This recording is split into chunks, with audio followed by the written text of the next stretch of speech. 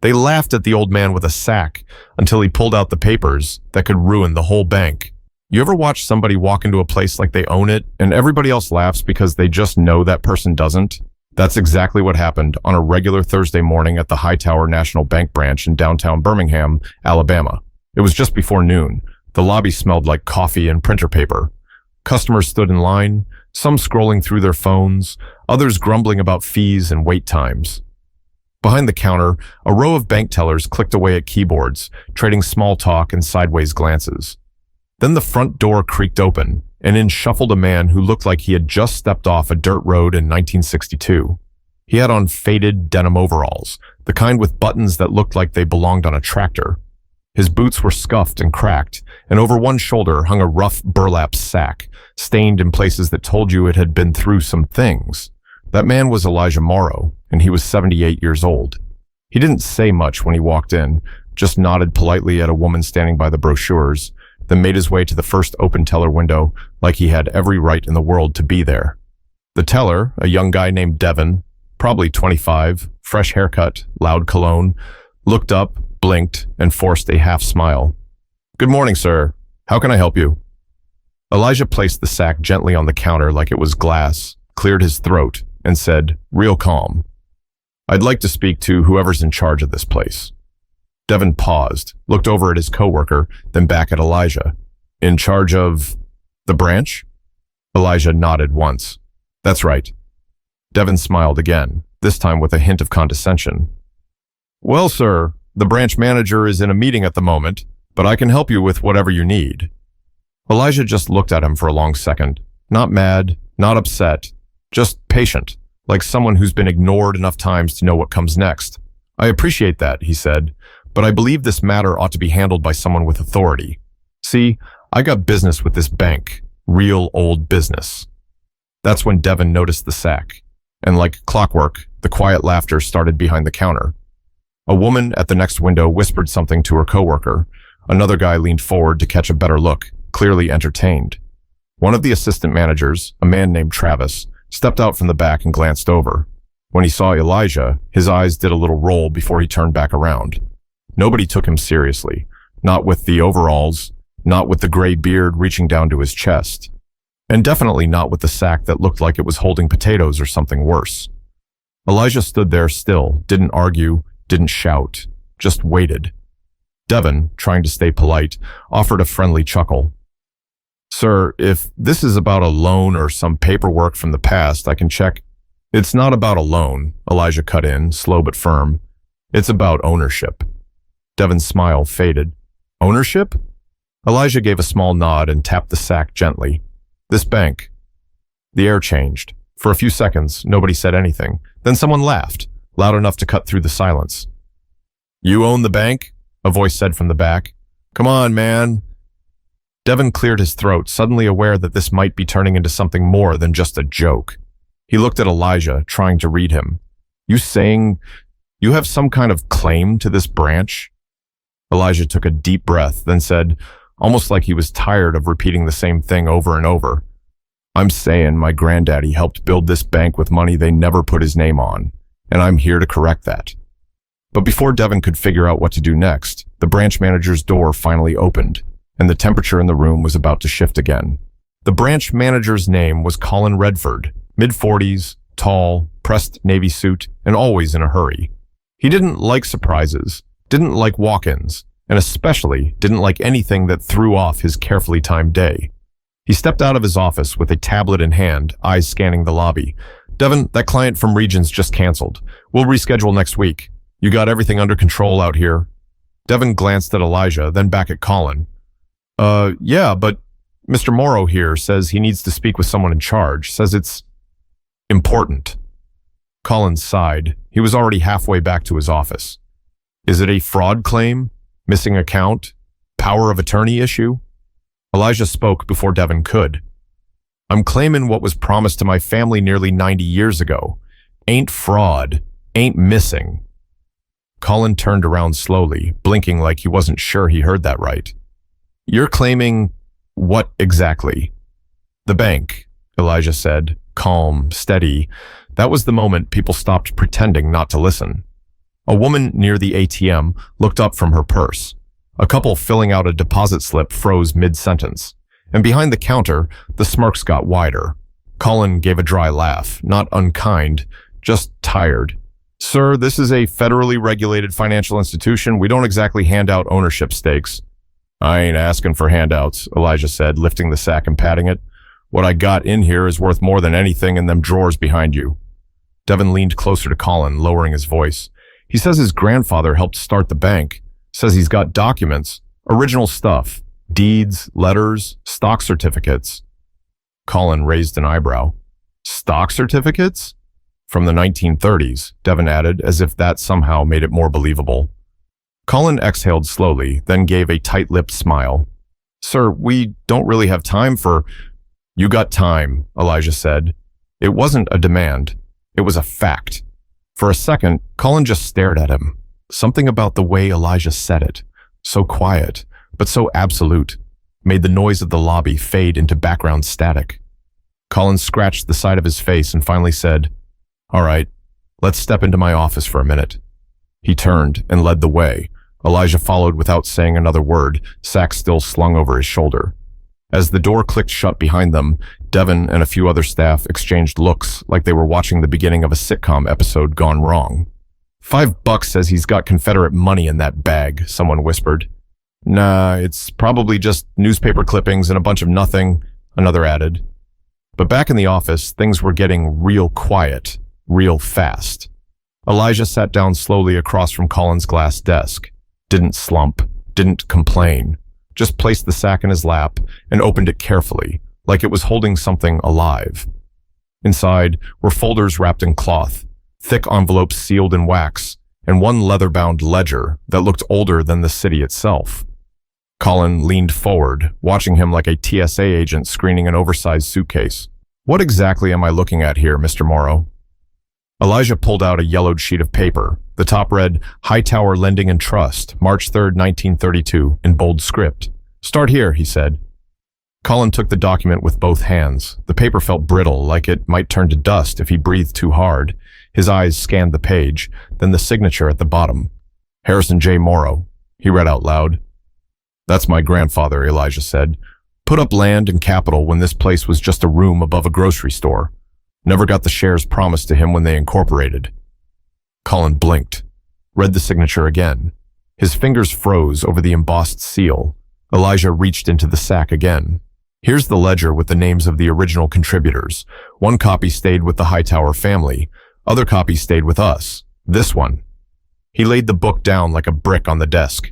Colin didn't say anything, just sat back in his chair, glancing between the ledger and the document. I got more, Elijah said. Letters, receipts, contracts with ink that ain't faded yet. But Colin didn't move, not yet, because for the first time all morning, he wasn't sure if the old man sitting in front of him was crazy or the only one telling the truth. Colin finally broke the silence. All right, let me get someone from compliance in here. Elijah gave a single nod, folded his hands, and waited. Colin stepped out into the hallway and called over to one of the cubicles. Tasha, can you come to my office? Bring your laptop. We might need to pull some archival filings. Tasha Green was sharp. Late 30s, glasses always halfway down her nose, and the type who could smell a lie in 12 seconds flat. If anyone could get to the bottom of this, it was her. She walked in with that half-curious, half-annoyed look employees get when someone interrupts lunch. This about the guy with the sack? She said quietly. Colin gave a tight nod. Just take a look at what he brought. She opened the ledger first. Her fingers moved fast, scanning handwritten names, dates, even property references. Elijah watched her closely but said nothing. After a minute, her eyebrows lifted just a bit. This is detailed, she murmured. She flipped a few pages. And consistent.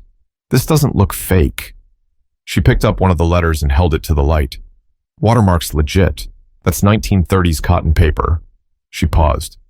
Where did you get all this? My grandfather kept it. My daddy protected it. I kept it safe. Tasha glanced at Colin. You know the name Harrison J. Morrow? Colin shrugged. No, should I?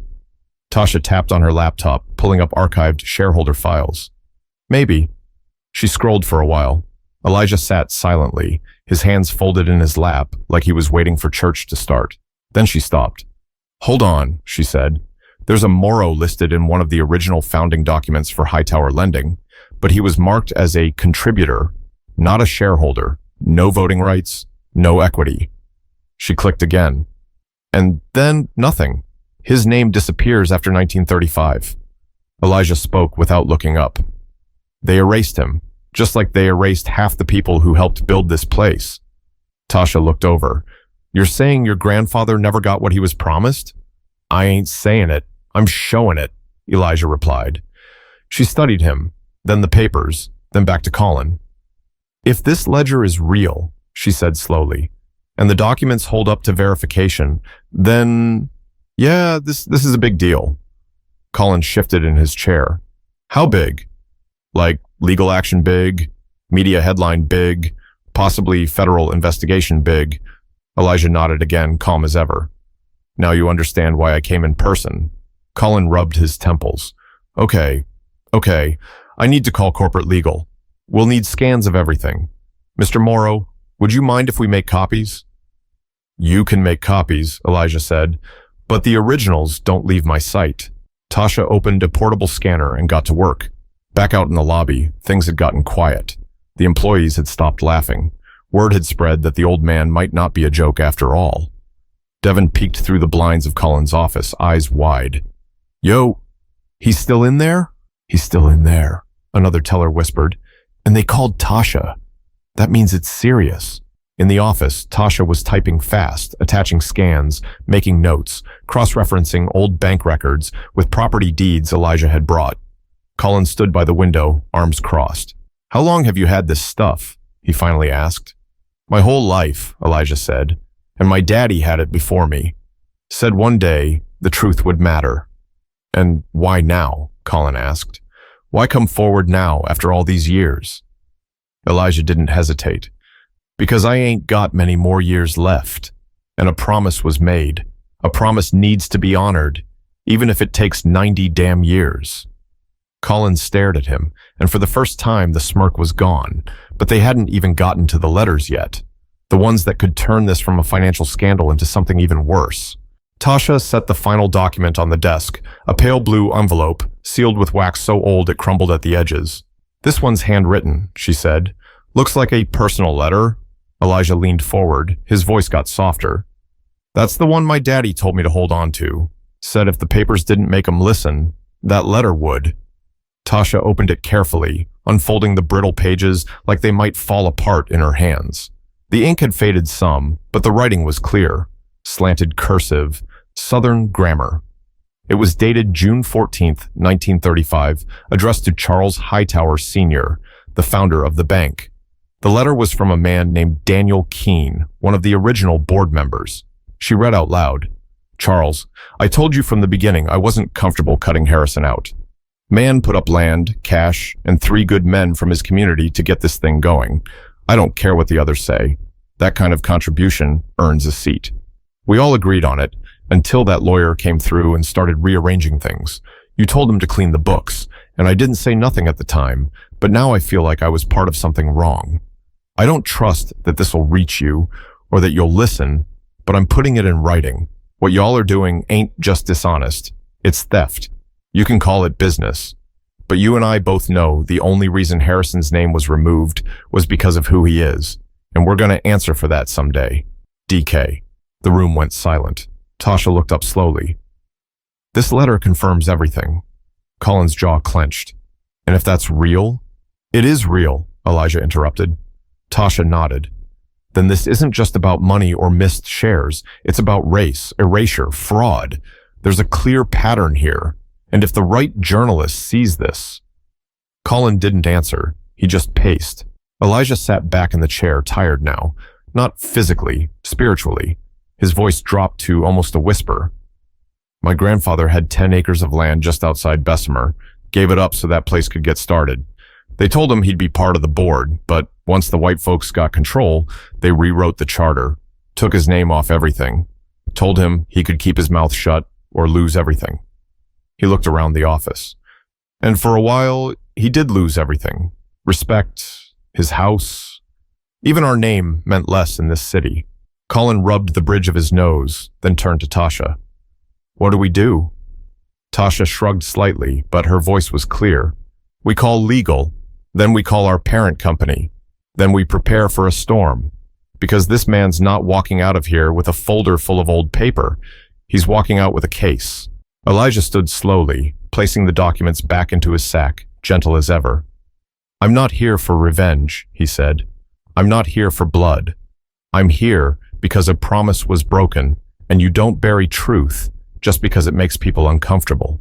Colin stared at the old man. He had sat across from lawyers, investors, CEOs, but none of them had ever made him feel smaller than the man in overalls standing in front of him right now.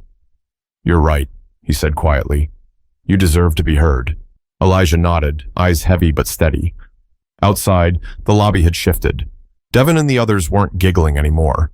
They were quiet, curious. A few looked away when Elijah stepped out of the office, as if ashamed of how they'd reacted earlier. He didn't say anything to them, just kept walking, slow and steady, toward the door. But as he reached for the handle, the security guard suddenly got a call in his earpiece. And what he said next brought everything to a halt. The security guard, a tall guy named Darnell, tapped his earpiece, frowned, and called out, Mr. Morrow, I'm going to need you to wait just a minute. Elijah turned, eyebrows raised. Colin came rushing out of the office, phone in hand, face flushed. Elijah, hold on! We just got off the phone with corporate legal. They want to speak with you directly. The lobby was now at full attention. Customers stopped pretending they weren't listening. Phones were down. Every eye followed Elijah as he paused in the doorway. Now they want to talk, Elijah said calmly. After 90 years? Colin put a hand on his chest. Look, I understand how this might feel. Elijah let out a quiet chuckle. No, you don't. Colin sighed. You're right. I don't. But I'm asking for your time. Just a few more minutes, please. Elijah stared at him, then nodded slowly. All right. But not in that office. You bring whoever needs to hear this out here. In front of them. He motioned to the staff, the customers, the people who'd laughed.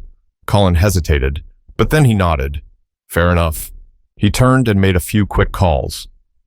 10 minutes later, a laptop was set up on the main service desk. A senior legal advisor from the bank's headquarters in Dallas appeared on screen. Elliot Brand, a no-nonsense man with silver hair and a tie too tight around his neck. Elijah Morrow, Elliot said, adjusting his camera. I've reviewed the documents you submitted. First, let me apologize for how you were treated today. That was unacceptable. Elijah didn't smile. That ain't new. Elliot cleared his throat. Right. Well, I've confirmed with our internal records team that the names, dates, and materials align with early founding documents of what eventually became Hightower National Bank. Specifically, the involvement of your grandfather, Harrison J. Morrow. The lobby fell dead silent. Elliot continued. While we are still in the process of formally authenticating all items, I can tell you now, on the record, that there appears to be substantial evidence suggesting that Harrison Morrow was promised equity and board participation, which was never honored. A murmur ran through the room. Depending on the final outcome of our investigation, Elliot said, you and your family may be entitled to a significant financial settlement, as well as a formal acknowledgement of Harrison Morrow's contributions. Colin looked down, hands clenched at his sides, but Elijah didn't move, didn't cheer, didn't pump his fist. He just said, say his name, not in legal terms. Say it like a man. Elliot paused, then straightened. We acknowledge Harrison J. Morrow as one of the original founding contributors of this institution. His role was critical, and his exclusion was wrong. Now it was Devon who lowered his eyes. The other tellers looked at Elijah like they were seeing him for the first time, not as some old man with a sack, but as a witness to something bigger than themselves. You going to put that in writing? Elijah asked. Elliot nodded. Absolutely. Our team will draft the public statement today. Elijah nodded slowly. Good. There was silence. For a few moments, no one said anything.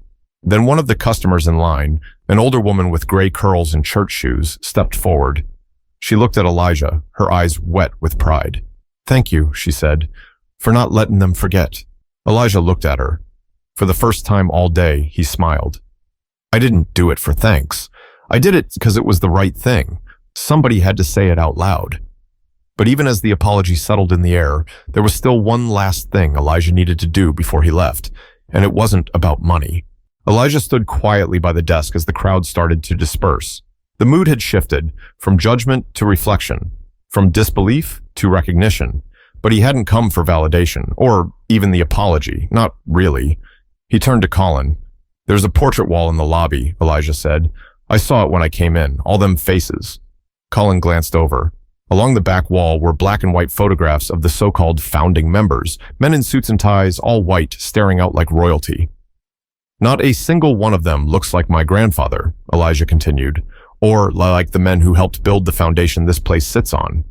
Colin nodded slowly. "That's true. I want his picture up there, next to theirs, not in the back, not in a pamphlet, right there on that wall." Colin didn't argue, didn't stall. "You have my word," he said. "We'll make it happen." Elijah nodded once. "Then we're done here." He turned to leave again, but this time Devon caught up with him. "Mr. Morrow?" Elijah paused. Devon looked nervous. "I just wanted to say I was wrong about you. I judged you before I even knew your name, and that's on me." Elijah looked at him, eyes tired but kind. "You ever judge somebody again," he said, "ask yourself what you'd want folks to assume about you first." Devon nodded, swallowing hard. "Yes, sir." Elijah gave him a slight smile. "You got time to learn." Then he walked to the doors, sack over his shoulder, boots echoing on the tile. Outside, the sky had turned overcast, thunder low in the distance. He stepped out, took one deep breath, and kept walking. Behind him, inside the bank, a picture was already being taken down to make room for a new one that had been missing for nearly a century. Not just a face, a truth. A man who didn't need to yell to be heard, who didn't have power but carried weight, whose family had been written out of history like a footnote. But not anymore. Sometimes justice doesn't come with fireworks. Sometimes it shows up wearing overalls and holding a sack full of paper. And when it does, all you can do is listen. Don't judge anyone by what they wear, where they come from, or how they talk. You never know who's walking into your life, or what they're carrying. Respect is free. Dignity shouldn't be earned. And sometimes, the people we overlook are the ones holding the truth we've been avoiding. If this story moved you, take a moment today to listen to someone you might have ignored yesterday. History isn't just in books. It's walking among us, still waiting to be seen.